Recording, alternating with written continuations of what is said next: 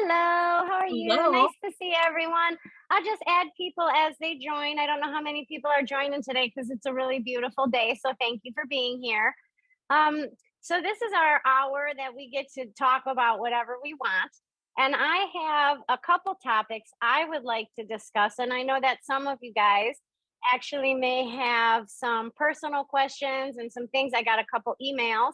Um, just about people having some personal questions. So, where I thought we would start today is if you guys have questions about your lives or your family members or something like that, that we should kind of see what you have going on. And then once we cover that, then we can talk about some of the other topics that I thought would be good ideas for us to share about today.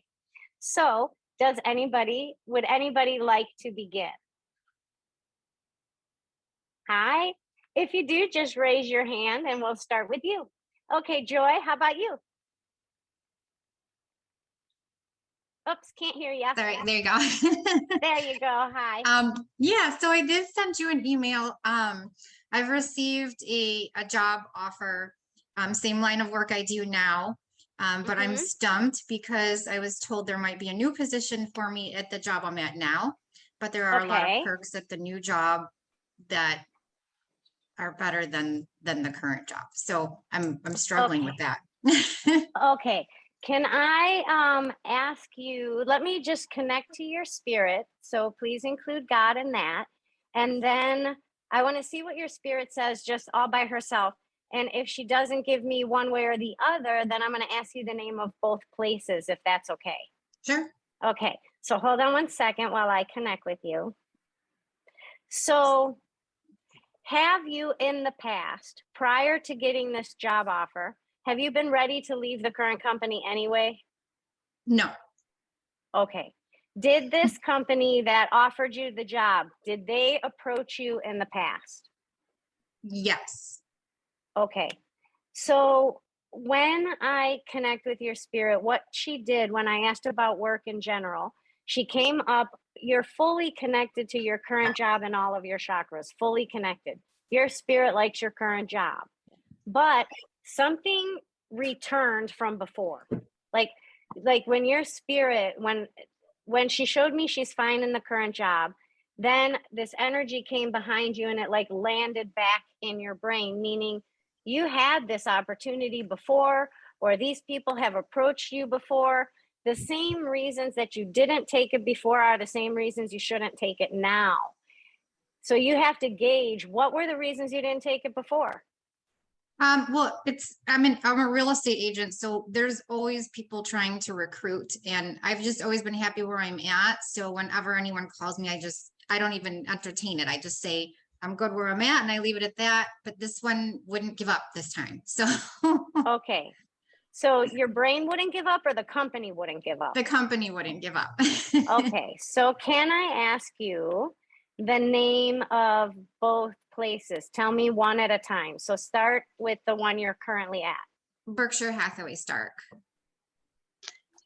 And then tell me the name of the other one. Baird and Warner.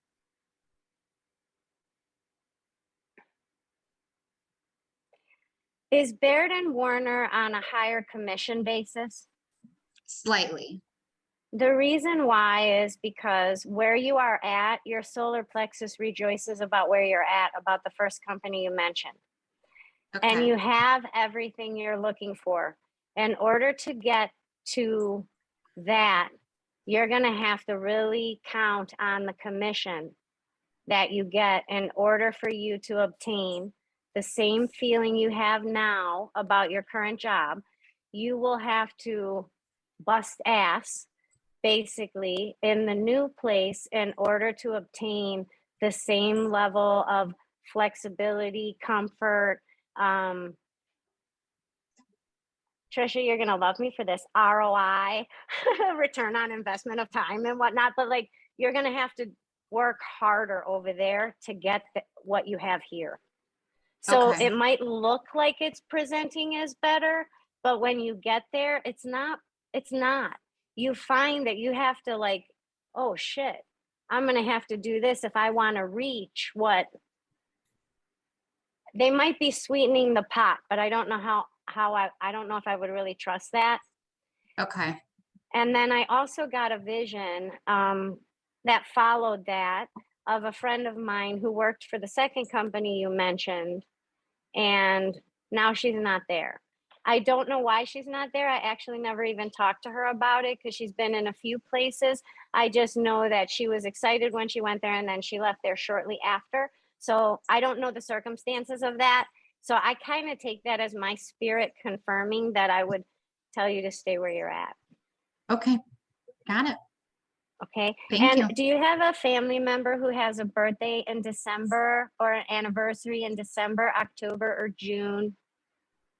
Um, October and June. Yeah. Yeah, so that's what I did is I just asked your spirit if your spirit agrees with the way that I translated your energy and what your spirit was saying about the different positions. And so your spirit's job then is to give me information that you can validate. And as long as you can validate the information, that's a yes. So that means that I understood that translation properly.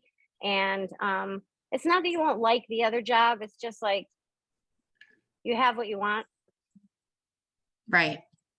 So, Okay. Thank you. okay. Okay. Does anybody else have a personal question or something that they're wondering about their lives that would like to go next?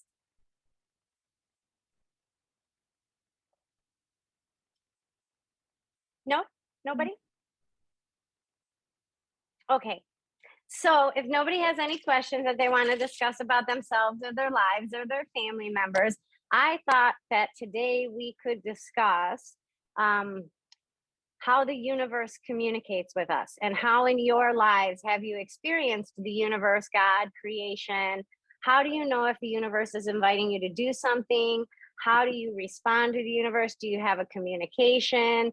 That's kind of what I thought would be a really interesting topic for us to discuss. So I'll give you just a second to ponder that while I explain about why the video was so late coming this month. It was a rough month for us here on my side of the pond, so I didn't get to the video as I did not get to do it at all. I know what I wanted to talk about, but I just couldn't find the words, and I was just a little bit down in the dumps, and I didn't get to make the video.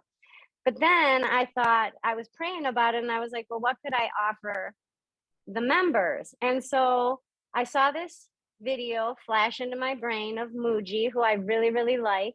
And I looked for the video and found it. And that's why I shared the video I shared this month. And actually, after a little while, I was like,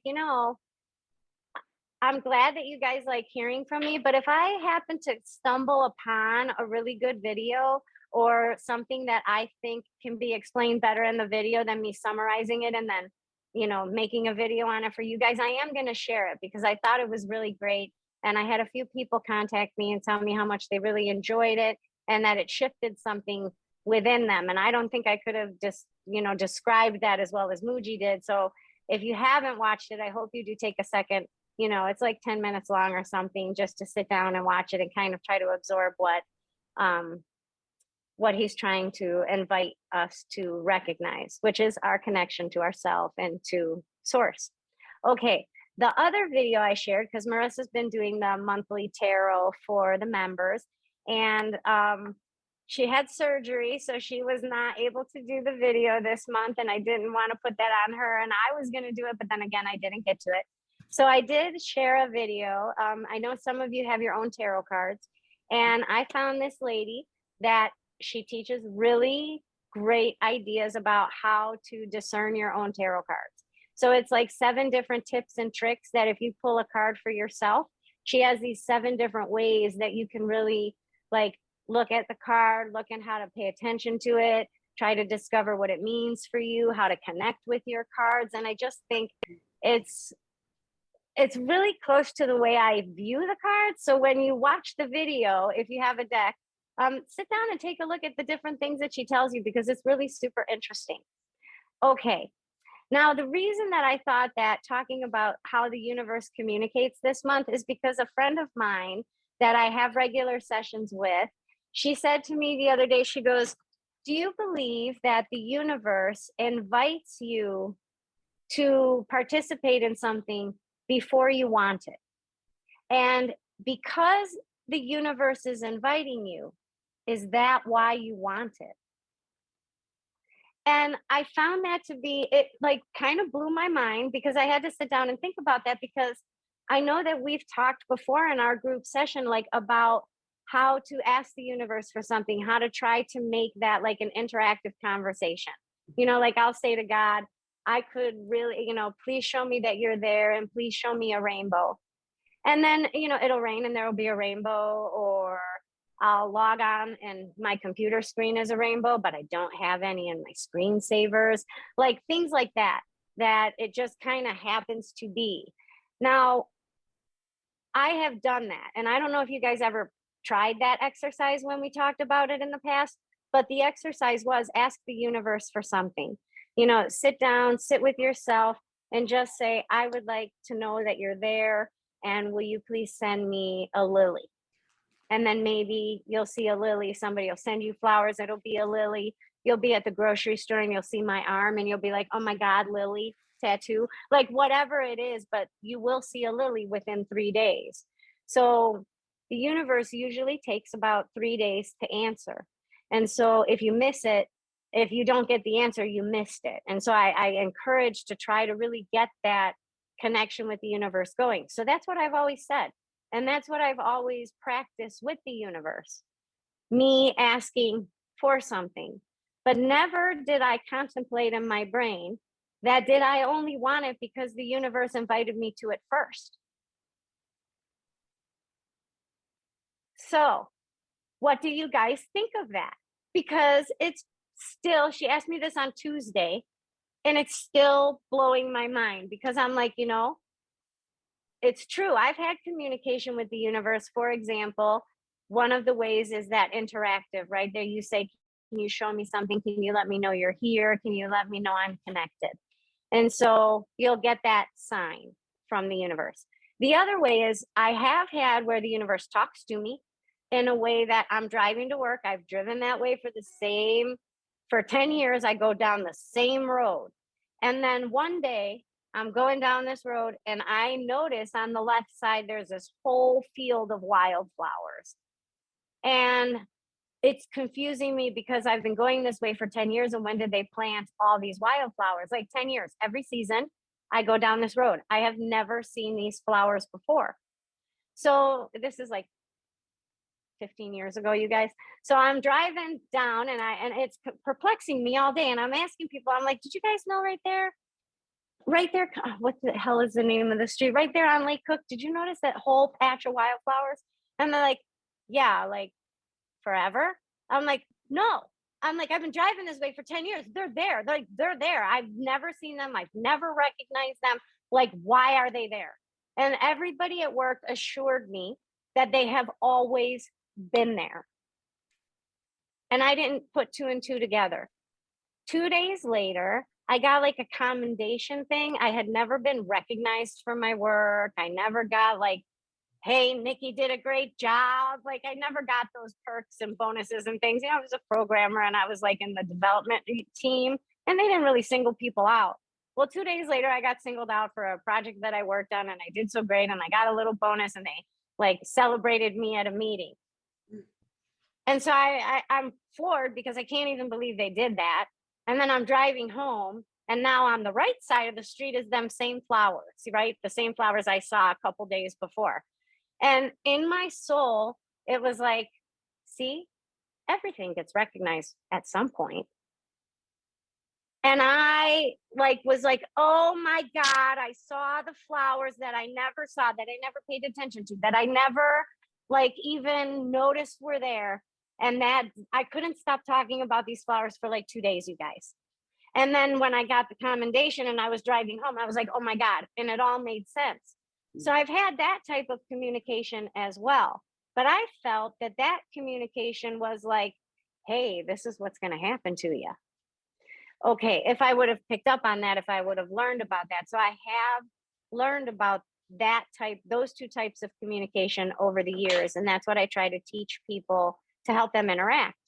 But when she asked me that, has the universe ever invited you to something that you followed and you didn't even know that you wanted it until the universe invited you. And did you think that it was your idea, or did you recognize that it was offered to you by this source? So go. Who wants to go? Because my brain has not been right. Go ahead, Sue, because my brain has not been right since Tuesday on this. Well, the one thing that comes to mind is when I decided to take the therapeutic music training. It's a class.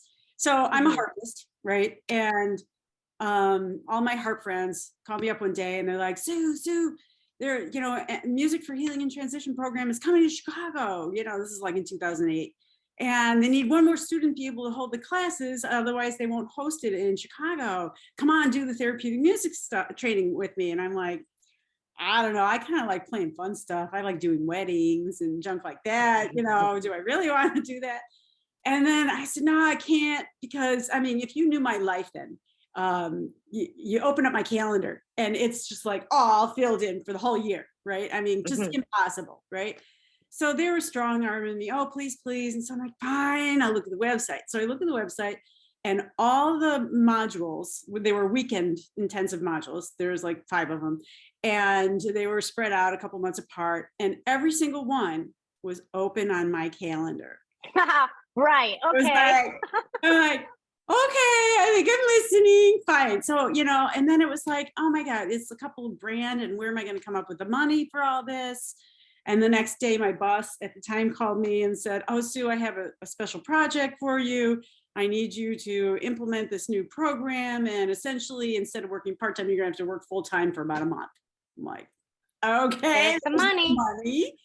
And so even when I took the courses, I'm like, oh my God, this is fascinating stuff. All the books you had to read. And I thought, if I never do this stuff, it'll still be worth it to me because I loved it. A lot about quantum physics, and there's a spiritual aspect of it too, centering and trying to let the music flow through you and listen to your intuition and junk like that, which, of course I ate up, love that kind of stuff. Right. And I even remember it's interesting because quantum energy to me is spiritual. Yes. Like I don't, yes. I cannot in my brain separate quantum energy and spirituality. Like they are one and the same. Yes. Okay. And so I got to the point when they even asked me at one, I don't know which module it was, they said, so where do you see yourself working? And, students were saying, oh, I want to do hospice, or I want to work in a hospital and play for the babies in the NICU. And I'm thinking, oh shit, I don't even want to do this stuff. What am I going to say? So when it got to me, I said, well, I kind of thought, well, I'd do my internship first and then see where I want to be. And like, whew, came up with a good one, right? But it wasn't until the first day of my internship where I actually was playing for live patients in the hospital. The very first patient, it was this amazing story, which I can't tell you because it takes too long. But essentially it was like, it worked like magic and I was hooked. And then every patient I went to, I'm like, wow, maybe, I'll get a different type of patient and for all different, anyhow, I ended up doing it. I've been doing it for 13 years. I own Healing Strings Music. I've got a bunch of therapeutic musicians that work for me. I've got 8 hospitals out in Detroit and 5 here in Chicago that we work at. And it was like, I didn't even know I wanted it. Okay, that is the best, most beautiful. I love that answers every like scenario in my brain. And please, if anybody else has an example, please share it. But before you share it, I want to add another question just because Sue was talking about all of this.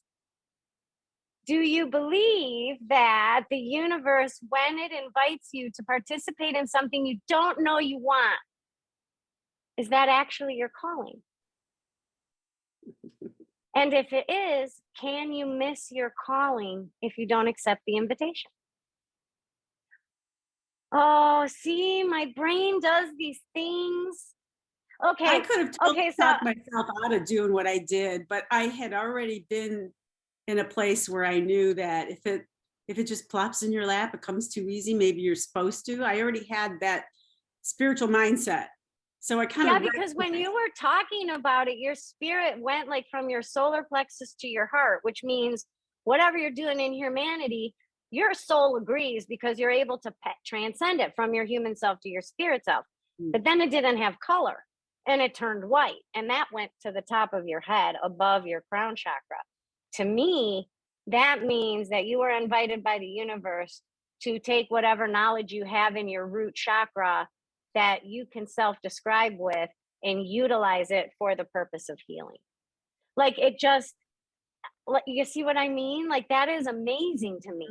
Like, my mind is blowing up. I don't know if anybody else's is, but I think that's amazing. Does anybody else have an idea of when the universe may have invited you to do something? Joy. If anyone else wants to go ahead. I don't want to talk the whole time. No, go, please. This is awesome. I love these.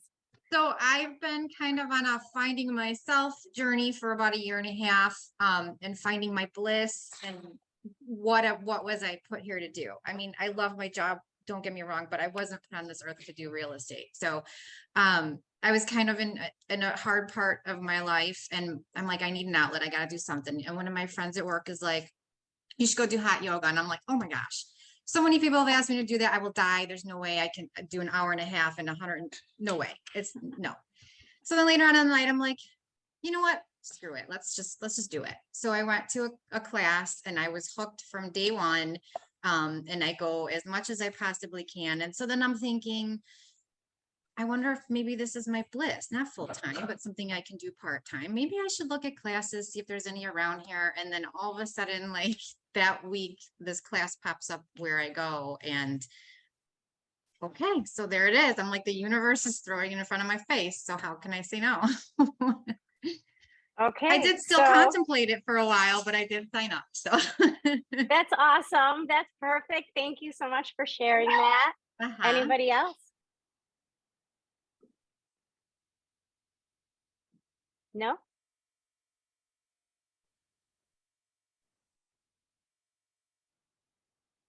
Okay.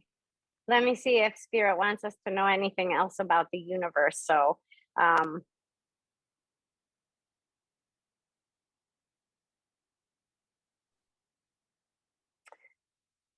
well, yes. Okay. In the universe, it is every single thing that is of creation. So it's the trees, it's the plants, it's the flowers, it's the animals, it's human beings. If you can recognize how the universe talks to you and you can make that interactive communication, the idea is we are one with everything.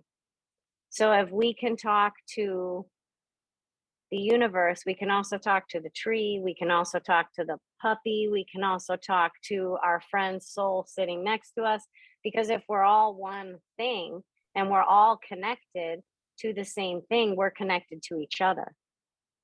So if you think about like Sue's story, have you ever been, you're at home, you're doing your thing, or you're at work, and your friend randomly pops into your head, and you're like, oh, she randomly pops into my head. So just by nature, you call and you pick up the phone and you call her, and you discover that she really needs somebody to talk to right now. She's having a crisis right now, or she just received a great piece of news that she wants to share with somebody, or she says, that's so weird, I was just thinking about you. Has that ever happened? So when something like that occurs between you and somebody else, it means that their soul came and notified your soul that they're thinking of you. And so your soul says to their soul, oh, okay, great. I'll let my human know. And then your human consciousness interprets that energetic connection and puts them in your brain. Now you have a thought of them. So this was like one of the things that I started to practice with my daughter when she was really little. Because I recognized after my awakening that, oh my God, we're connected to everything. Like I hear what the dogs are thinking. I know what they're telling me. I know what they're saying. I know what their issue is. And I want to see if this type of communication actually works, this spirit to spirit, because I was talking spirit to spirit, like heaven spirits. And so heaven spirits, I know I can talk to, but I didn't know I could talk to like your spirit or my daughter's spirit, or that our spirits could even hear each other. So what I did, oh, let me just get that little puppy.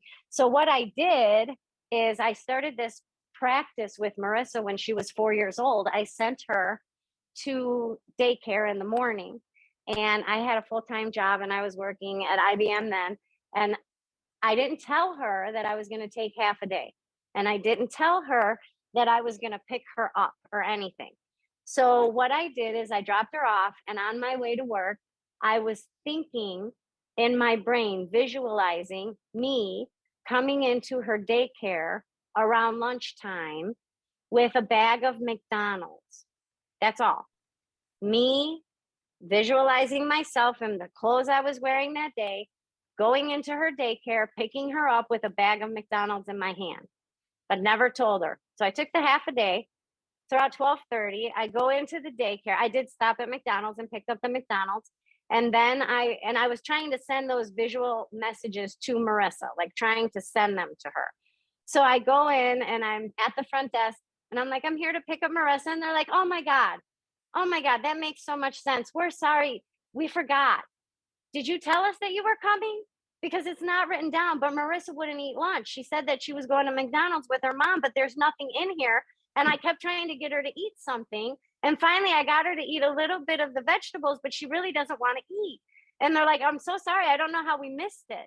And I was like, no, I actually didn't say, because I didn't want them to think that like they made a mistake and it was their fault, you know?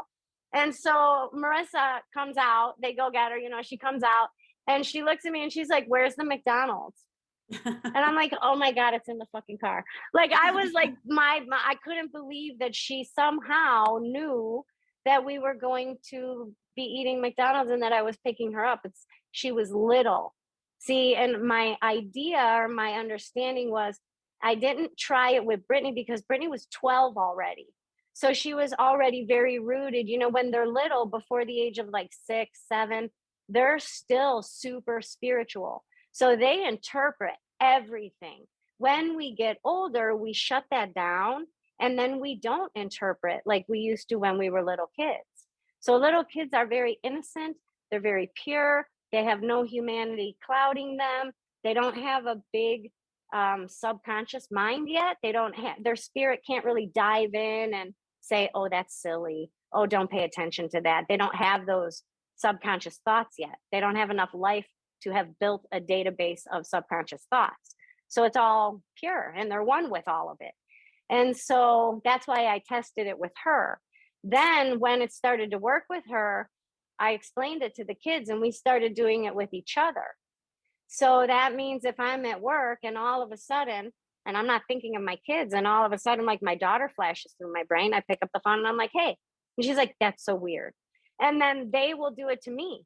Like they would call me at work and they were like, Mom, were you just thinking of me? And I was like, yes, I was. I was talking about you to the lady in the next cubicle. And so I really encourage you with the people in your life to develop that type of connection. Call each other, test it out. You know, just randomly call, text, hey, were you thinking of me? You popped into my head. Or hey, you popped into my head. How you doing?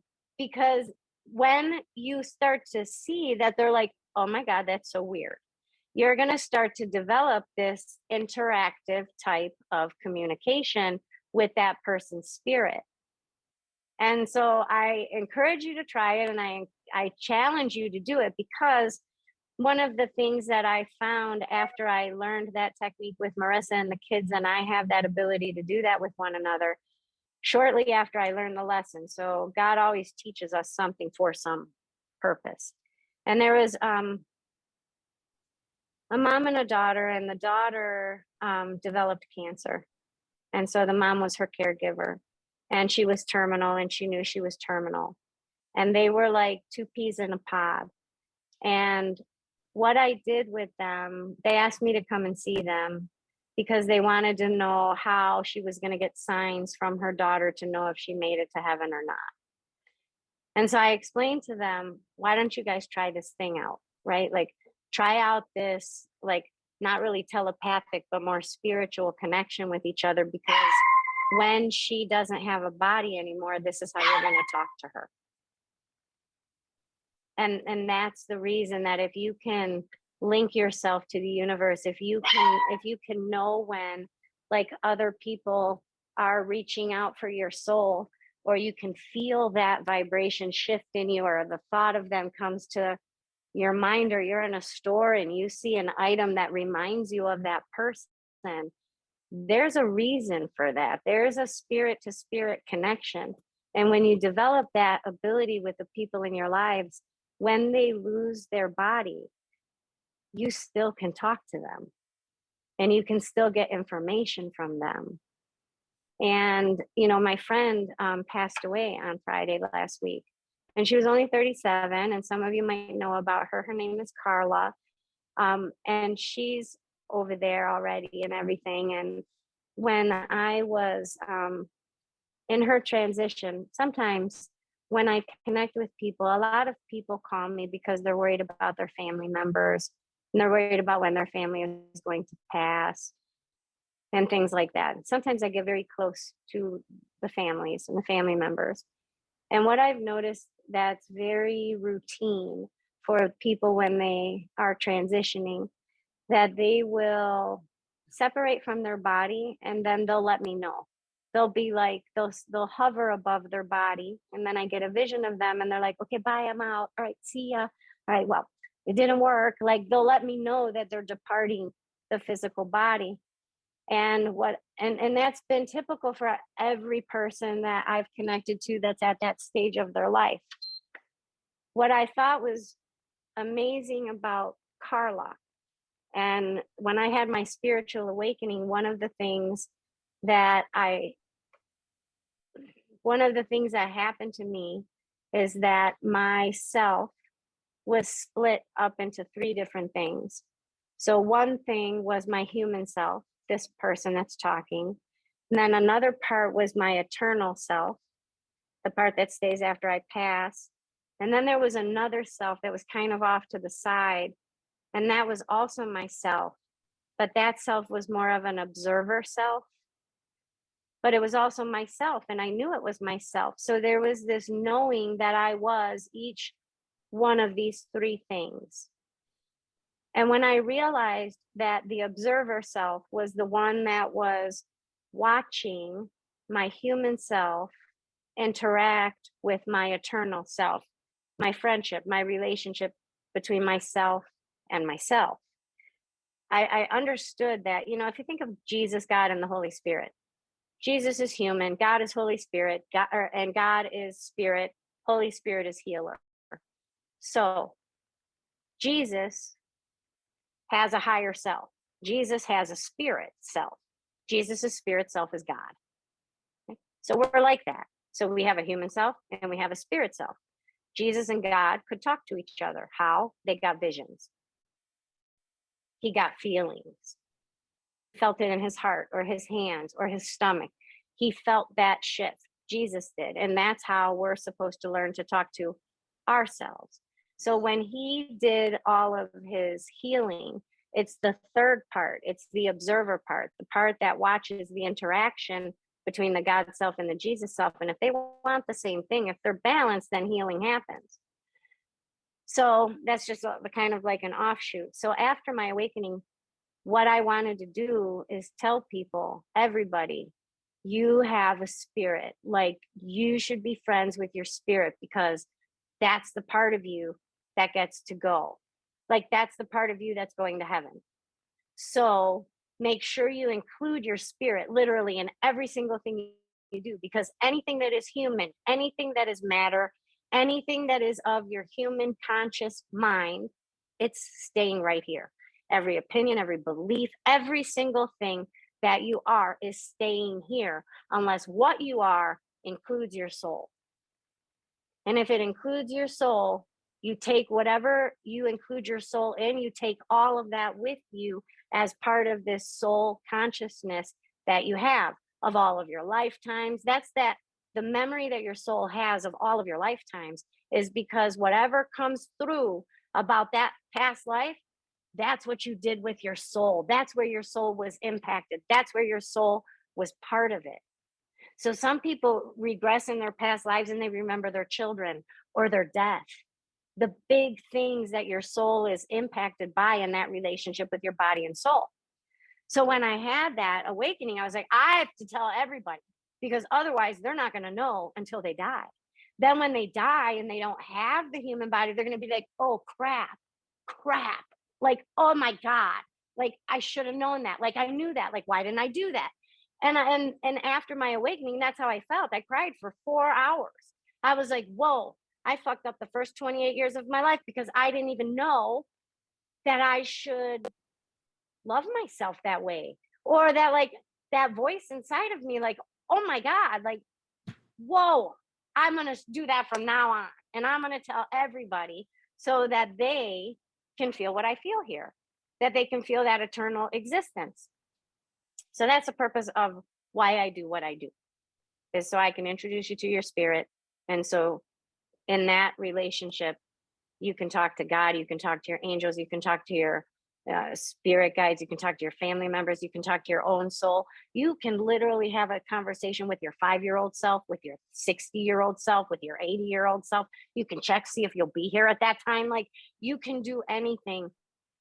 You know that thing that says in Philippians, I can do all things through Christ? That's what I mean by that. And so when Carla, so I'm going all over the place, but when Carla passed away, and I've known Carla for a long time, so she knows about her spirit. She lost her husband. She knows how to communicate with her husband. When she was here, she knew how to talk to him there. But when she was saying goodbye, she went over her body like everybody else, and she hovered right over her solar plexus. And she looks at me and she's like, and she used to have this, she has this cutest, if you go on Facebook on my page, you will see she's got the cutest facial expressions. And she's such a pure being that, like, her smile always gets you, you know? And so she's above her body and she's like, oh my God, Nikki. Oh my God, is this what you were talking about? Is this what you were talking about? Oh my God, I get it. Like, I got it with Jose, but now I really get it. She goes, isn't that funny? And I was like, what, Carla? And she's like, and she referenced her solar plexus. And she goes, that this is what we think we are. And I was like, and the way she said it and the way that she described it, because I've known her for so long. And when she said that, she's like, isn't that, like, she thought it was cute. She was like, isn't that so cute? Like, isn't that so sweet? Isn't that so funny that this is what we think we are? And she goes, and this is not what we are. And so everything from her solar plexus that had green, white, or pink light attached to it meshed into the soul part that was talking to me. And that's heart chakra colors, green and pink. That's what comes from your heart chakra. That's love. And white, that's purity. That's like unconditional love connection. So that's what her soul pulled from her solar plexus. But anything red stayed in its place. It didn't go with her. That means no career, no money, no arguments, no nothing of the earth. And so she said that, and I was just really blown away by that. And it confirmed even more for me, like, we're one with everything. We think we're this. And I am you, and you are me, and I can find you through me. And it's just, so this whole, and all of this was like happening this week, right? Like, she passed away, she came, she said goodbye. I've been talking to her on and off, and the universe question came. And then I contemplated over the whole week all of the different levels of communication that we can have with God or creation or source or existence or whatever you want to call it, because we are in that. We are one with it. So I know I just rambled for like 20 minutes, so I'm really sorry about that. But do you guys have any questions or comments about that? Is that making sense to you? Do you see any of that in your life? Well, maybe you said you have to invite yourself. Mm-hmm. Because if I don't invite my soul, then when I pass away, I'm not gonna remember all these things that I've done. I don't mean invite your soul in the context of like, hey, soul. It means like, it means like, I'm walking down the street and I'm downtown Chicago. I'm walking down the street. I'm with my friends. I'm with everybody. I see a bum on the street. He's like shaking money. He looks a little shady. Like maybe I shouldn't give him money. Like I could suspect something, but in any case, he's shaking money and something inside says, "Oh, grab that $5 out of your pocket." But I don't. I keep walking with my friends. Mm, That's not including your spirit. That's telling your spirit, shut up, sit down. I don't yes. need your opinion. You're laying on the couch, you're watching TV. Thought pops in your head, do your laundry. Okay, cool, thanks. You're including your soul. You are including your inner voice. Okay. What the world teaches us to do when we're little is to listen to the inner voice. That we can say whatever we want, we can do whatever we want, and the world teaches us and our caregivers teach us that it's okay to live our life based on those prompts and based on that inside expression, because we can't talk, we don't have a huge vocabulary, we don't know any better, we don't know the rules of being human yet. So when we don't know the rules of being human yet, we get to be who we are. And then around 7 or 8, the world starts to tell us that that is not the part of ourselves that we should listen to, that we have to do what this person said, what the teacher said, that's not what you say, you shouldn't say that. I remember I was in a dressing room with my mom when I was little. We went shopping, and we went shopping with my mom's friend, Mrs. Jordan, and we were all trying on different clothing, and Mrs. Jordan came out to show my mom a dress, and I was little, I was like 6, and I never saw spider veins in somebody's, varicose veins. I never saw that before. And so I said, "Oh my gosh, Mrs. Jordan, what happened to your legs? That looks terrible. Does that hurt? Oh, that's so ugly. I'm so sorry. What happened? Did somebody hurt you?" That's what I said. And my mom looked at me like daggers, and I knew I'm in trouble. I didn't know what I was in trouble for, but I knew I was in trouble by the look on my mom's face. And that's the first time I ever remember I should keep my mouth shut. Like, don't say anything. And it, if you think about it, that was not my mom's intention, but she basically said to my spirit, shut up and sit down and don't say it. That's not the right thing to say. Instead of saying something to the effect of, "Honey, that might hurt Mrs. Jordan's feelings because she has something in her legs that's very painful. And let me explain to you what that is." And she could have she could have said to me, "Why don't next time something like that startles you or you're so curious about it, maybe you should ask in a nicer way." You can still ask about what's happening with her legs. You can say, "What happened to your legs, Mrs. Jordan?" Instead of saying, "Oh my God," because you're looking for the delivery of my message. We don't teach our children to deliver the message. We tell them to shut it down. Mhm. Right? My curiosity wasn't wrong. My wonderment wasn't wrong. My daughter's amputated in her leg. So if we go to Walmart, an adult it would seem very off if an adult came and said, "Oh my God, what happened to your leg? How do you even function without a leg?" Like, even if they said, "Oh my goodness, what happened to your leg? Why are you like that? Why are you amputee? Why are you disabled?" Right? If an adult said that, we would all go, "Oh my God, how rude was that?" Like, "Oh my God, you don't do that. You don't stare." Right. And a little kid, we were at Carla's daughter's birthday party, and she has a little cousin who's like 4. And he comes up to Marissa, he goes, "So what happened to your leg? You got a boo-boo on your leg?" And Marissa's like, "Yeah, I got a boo-boo." And he's like, "So they had to cut it off?" And she's like, "Yeah." And he's like, "So how do you walk around?" And the way that it comes from a child. Now, his mom wasn't there at the time that this happened. There was no other adult there, just me, Marissa, and this little kid. And so he's talking to her about this, and he walked away, and we were like, oh my God, kids are so innocent. Like, we love kids. Little while later, we're all in a group again, and the little kid comes back over, and he's like, so are you gonna get a new leg?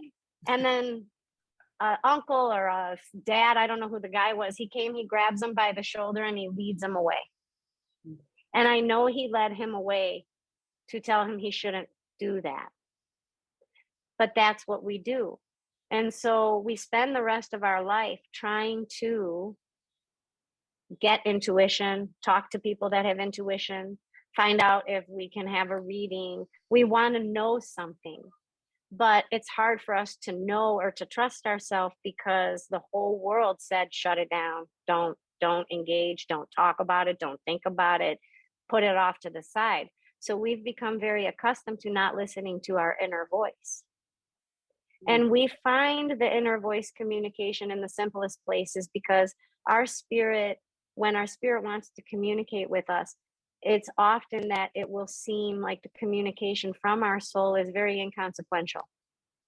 Don't forget your sweater. Where's your debit card? You forgot to send that birthday card last week. Hey, what's up in your visor? Hey, don't forget, you got to stop and get gas. Throw in a load of laundry. A lot of times our inner voice communication seems very inconsequential, and nobody in the world cares if you listen or not because it doesn't impact them if your clothes are clean or if you brought your sweater, and they don't care if you have gas in your car. That will not affect anybody in the outside world. Your inconsequential prompts that come from your spirit. But why are they there? If it's really not important and you have many more pants in your closet that you really like also, then you don't have to get up and do your laundry because you have other pants. But the inconsequential prompting from your spirit isn't for the purpose of those things. It's so that you and your spirit can develop a communication with one another, that it's her, that she interrupted you because you were watching TV and you weren't even thinking about the laundry and it just popped into your head. So that must be her. And let me prove that it's true. Instead of ignoring her, I'm going to give her a shot. Fine, I'll get up and I'll do the laundry. And then tomorrow when I realize those are the pants I want, and oh my God, thank God I did the laundry. In those little moments, you'll start to develop a trust with your own spirit so that when your spirit guides you with something, you won't hesitate to do it because those inconsequential things is what builds up that relationship of trust. And it's important that you have that because what if you pay $3,000 to go to Europe and that airplane ticket, Marissa must be home. Hold on. And that airplane ticket is non-refundable. And you go to get on the plane. And as you're boarding the plane, you hear your spirit, don't get on the plane. Do you get on or do you not get on? Can't get your money back. You've had this trip planned for 3 months. You got $4,000 in this flight and hotel. What do? Do you get on the plane and you talk yourself out of it? Like, oh, that's ridiculous. I'm just probably feeling anxious. I'm probably telling myself that because last week that Boeing 747 crashed. So that's probably what it is. I was reading that novel the other night and it was about that, that accident on the plane. And, and so what you'll start to do is you'll start to talk yourself out of it. And then something will happen. Not saying that the plane will blow up, but maybe you don't get your luggage. Maybe you have to buy all new clothes over there. Maybe something happens. You don't know why maybe you're asked to stay here or your spirit tells you to, not for anything to do with the flight, but a family member has an accident or they need you. And thank God you're not overseas. You wouldn't have been able to get back. The trust that's developed between the body and soul, that is what saves your life. That's what puts you in the right place at the right time for the right people and for yourselves. And mastering that opens you then, when you have that communication with yourself, it means that you are separate from that, but that is also you. So you trust it. And then that is where the gift is for everybody else in your life. Because we are not good guessers. You are not going to guess that your friend thought of you today. You're not going to be able to guess that. You're a human being and you can't guess. So something has to tell you that your friend thought of you today. so that your human self can pick up the phone and call your friend. Right? So if she's on your mind and she pops in out of nowhere when you're not thinking of her, it means reach out. It means she's thinking of you. It means she might need something. But if you don't talk to your spirit, you'll let that thought go right through your brain. You know, I've spoken to a lot of people who say, you know, I before a friend or a relative passes away, you know, they're like, 3 weeks ago, I kept telling myself to call her and I forgot. And then it was too late. And when we don't listen to the inconsequential things, those are the things, you know, we put off doing the laundry when our soul tells us. So we can put off that thought about calling our friend, or we can put it off. It's no big deal, you know? And it's going to be really hard to hone in on that thought and to grasp it. And I have a hard time doing that because I get involved. So with life. So what I told my spirit is, hey, if it's really important, you need to show me 2 times. You need to show me 2 times. So I did that. I was like, I need a repeat. And for me to believe it and not think it's a thought, show it to me 2 times. I don't care how you show it to me, but show it to me 2 times. So I was on my way to Tinley Park because I used to work down there. And as I was getting dressed to go down there, I see Square Barn Road. Square Barn, that's what I see. Okay. And then immediately after I see Square Barn, I see Family Feud. And somebody got the wrong answer. Red X. Don't take Square Barn. Okay, got it. But I'm like, I get it so fast because I do it all day long with all of my, like I do it constantly. I'm talking constantly to spirit. So I don't pay attention to it. But I heard it, but I didn't pay attention to it. So I get in the car. How do I go? Square Barn Road. And what happens? There's a 2-mile-an-hour tractor in front of me and there's nowhere for me to go. So now I'm 25 minutes late because I took Square Barn. And I'm like, oh my God, I knew it. And that's the day I said to my spirit, you need to show me shit twice. So this way, if it's real important, you remind me. And so then a few weeks later, I got the same thing. And when I got in the car and I got on the road, I saw the same road, not the entire vision or prompt or inner thought, but I got like a flash of the street. And I was like, okay, cool. I'm not taking Square Barn today. I don't know why. I don't need to know why. Because last time I needed to know why, I was 30 minutes late, right? So you start trying to like test it because that's what's going to keep you always in connection with the people you love. So sorry if I rambled a lot. I had something similar. So then I'm getting ready to leave the country. So I was going to get my second COVID booster shot, right? So I went online to Walgreens to make my human self said, make your appointment, right? You're getting ready to leave the country. You have to do it 14 days before to make it effective.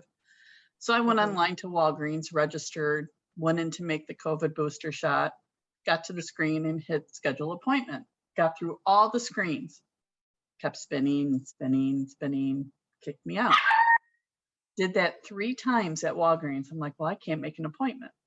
So then I called my primary care physician to schedule an appointment in the office. They took my name and they said they'd call me back. It's been a week. They haven't called me back. So I couldn't get an appointment there. So then I called Northwestern Hospital to get an appointment there. And they said I would have to get a prescription from my primary care physician. I'm like, well, I can't get them to call me back. So at that point, I'm like, I'm not supposed to, I had to start listening to my spirit and my intuition. And I'm like, I'm not meant to get this shot, right? Because nothing was lining up and I've never had a problem with it. So then I went to the chiropractor and the lady who does a massage. And I'm wondering if this is validation or not, Nikki. She shared her story about her COVID booster and how she had a reaction to it and how she got an abscess on her arm and how it made her so sick. And then how the second COVID booster made her mother so sick. So was that like the validation of? Yeah, that's your confirmation. Okay. Yeah.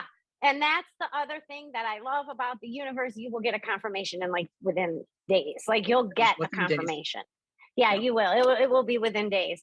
And you'll be like, I don't know. You know, sometimes I'll say like, well, my spirit doesn't want me to do that. And the kids are like, or my friends are like, why? I'm like, I don't know.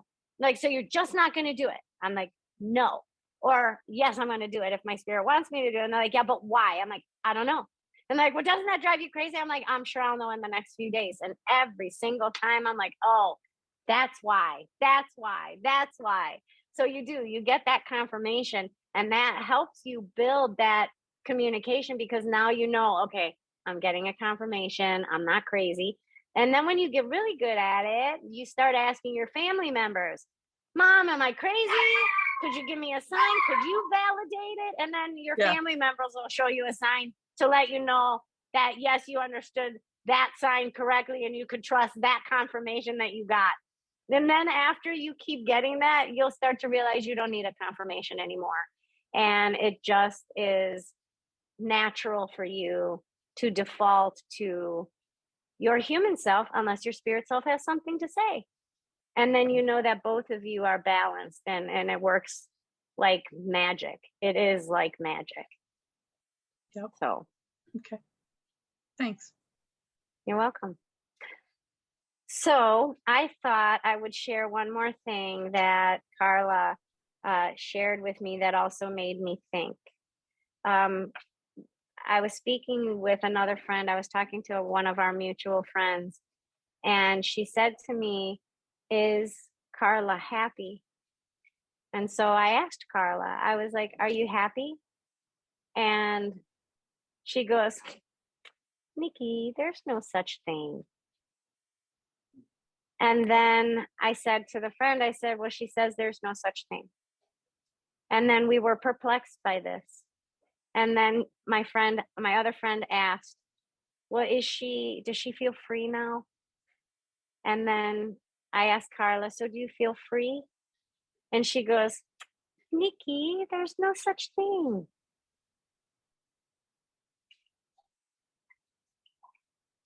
Are you all feeling like it took me a minute too?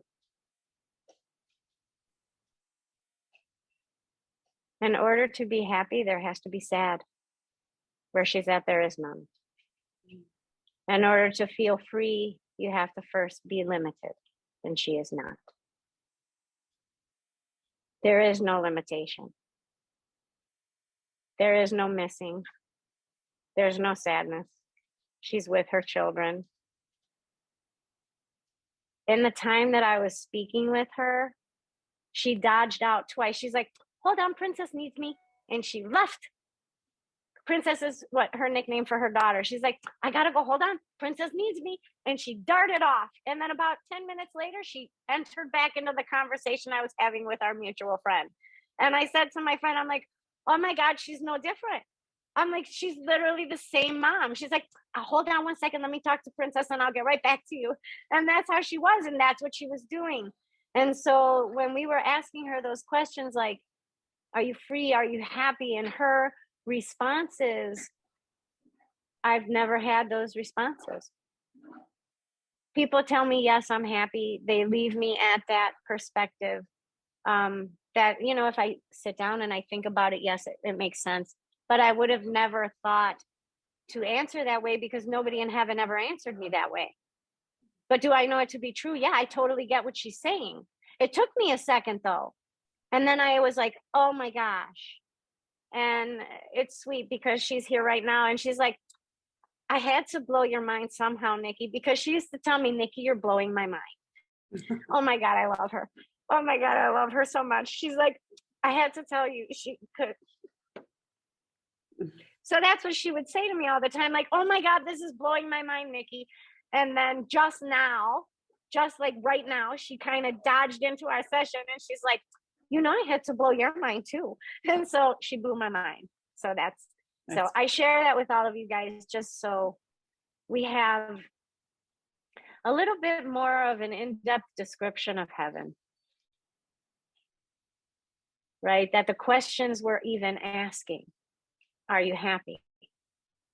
Are you free? It's not a thing, right? Right. So when we talk about like the universe and the plants and the trees and the animals, and we're all of it. So we should be able to connect with all of it. So Well, I don't know how this all turned out this way, you guys, but I loved today and I love the stories of the universe. And I really appreciate everybody participating today. Does anybody have any questions or comments about anything today? I thought it was a great Zoom meeting. Well, thank you, Sue. I love that. Thank you so much. And thanks for coming. So, um, I just love her. She's just so sweet. And I told her, you know, before I was like, hey, when you get better, you got to come to the Zooms.